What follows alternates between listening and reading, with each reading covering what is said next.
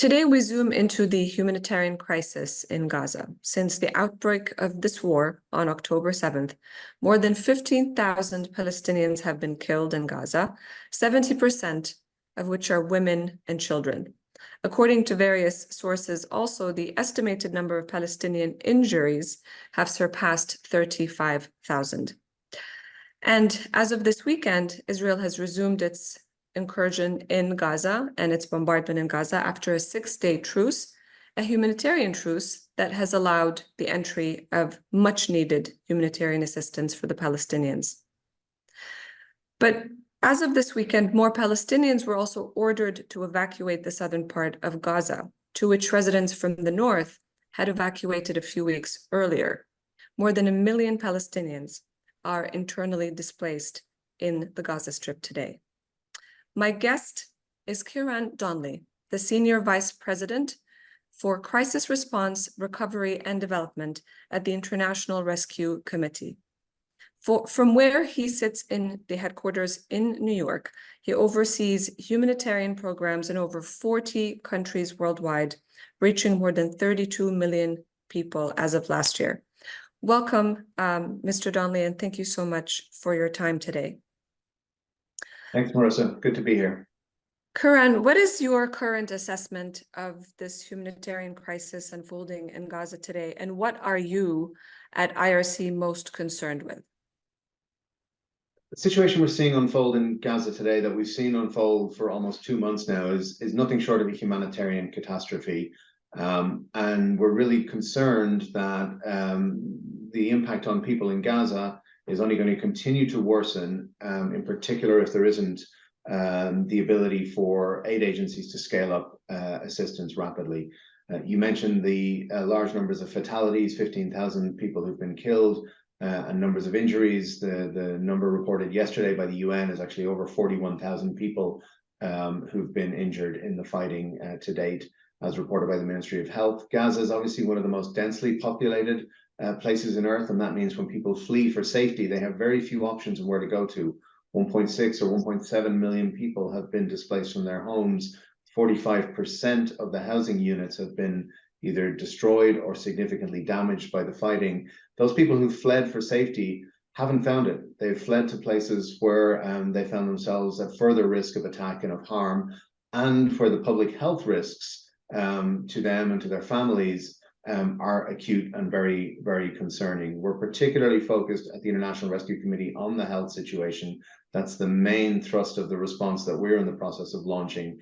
And we're focused on a whole range of risks, really, that people in Gaza face. That includes communicable disease, as water and sanitation facilities have been devastated. We're seeing a rise in diarrheal cases, over 36,000 cases of diarrhea among children under 5. We've seen a significant increase in acute respiratory tract infections, 111,000 cases at least reported to have been diagnosed.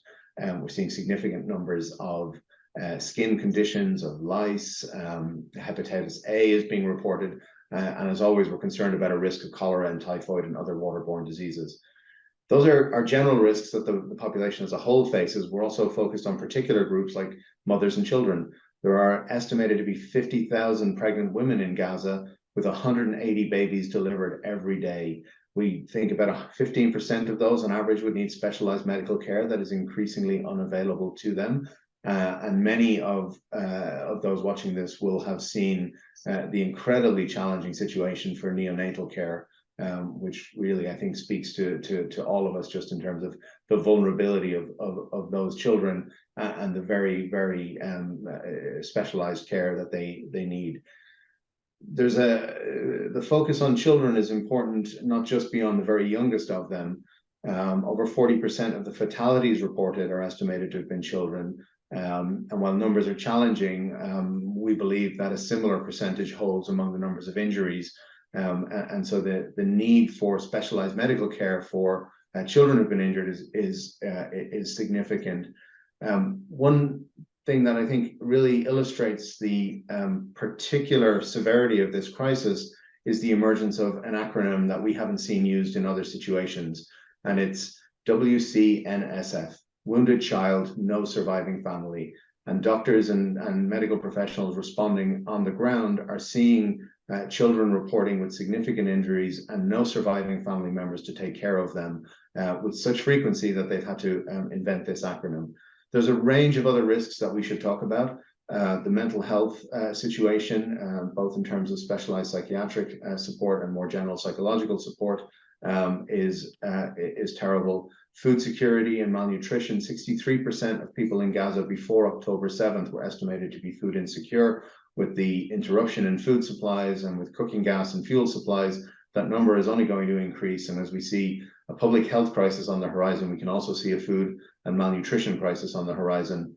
So it really is an all-encompassing, if I can put it that way, public health crisis on top of the crisis of violence and devastation that's been brought about by the war.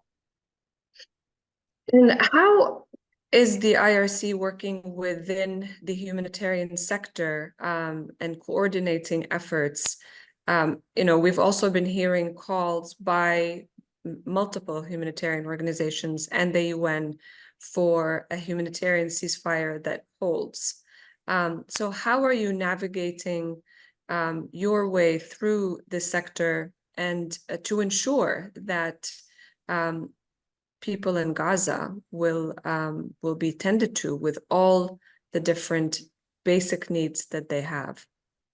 We're working closely with partners who are operational on the ground. Some of our partners are among the very small number of humanitarian agencies that are still able to operate and deliver support inside Gaza. We're providing them with some in-kind support as well as technical support and assistance based on our expertise in conflict zones around the world. And we're doing that, and our partners are working within the broader framework of the humanitarian coordination infrastructure. There's a lot that's needed for humanitarian agencies to be able to provide support to the population at the scale that's needed. In the health space, obviously, there's massive destruction to the health sector itself inside Gaza. 64% of health facilities are not operational. Of 3,500 beds, inpatient beds, pre-crisis, only 1,400 are still available. The WHO is leading the establishment of an emergency medical team structure, essentially trying to organize, mobilize the deployment of emergency medical teams for every level of care facility, from frontline clinics all the way up to referral hospitals providing specialized services. For that to happen, we're working within that framework, seeing how best we can support the emergency medical team deployment. For all that to happen, there needs to be significant deployment of staff, and there needs to be an adequate flow of supplies and equipment to support medical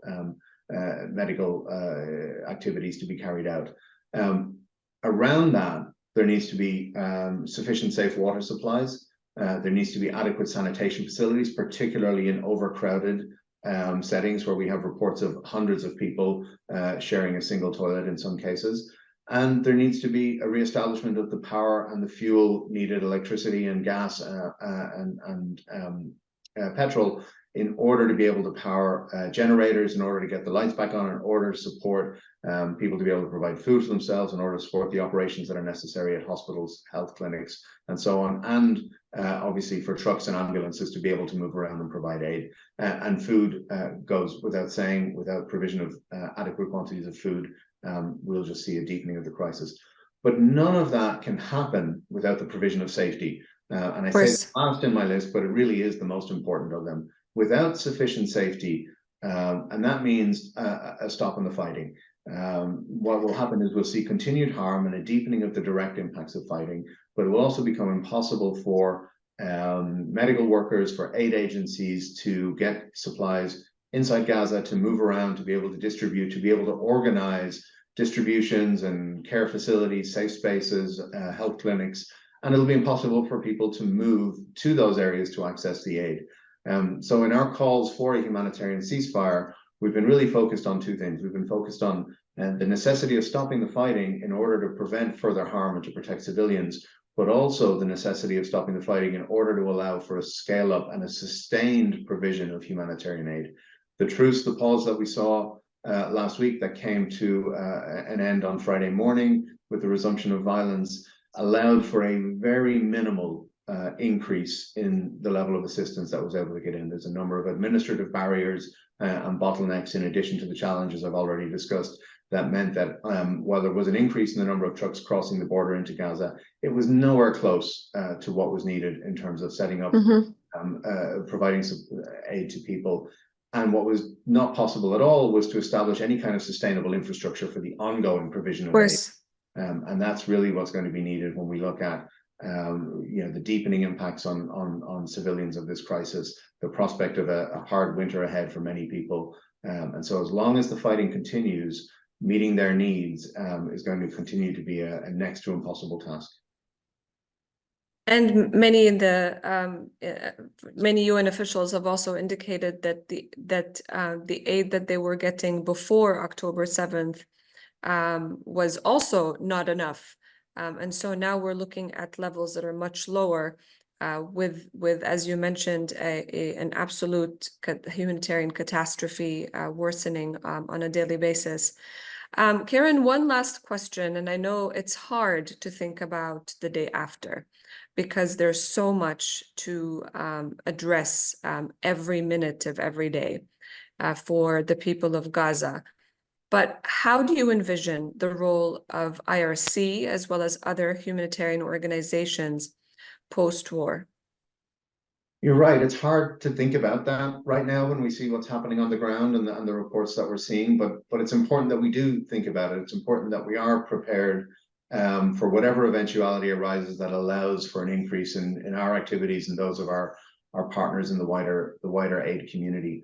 Our mission at IRC, as we describe it, is about helping people whose lives are shattered by conflict to survive, recover, and gain control. So we're an emergency response organization, but not only an emergency response organization. Our commitment to people that we serve is to staying with them and accompanying them on their journey in whatever form that takes, hopefully through a more peaceful future and towards a more peaceful future.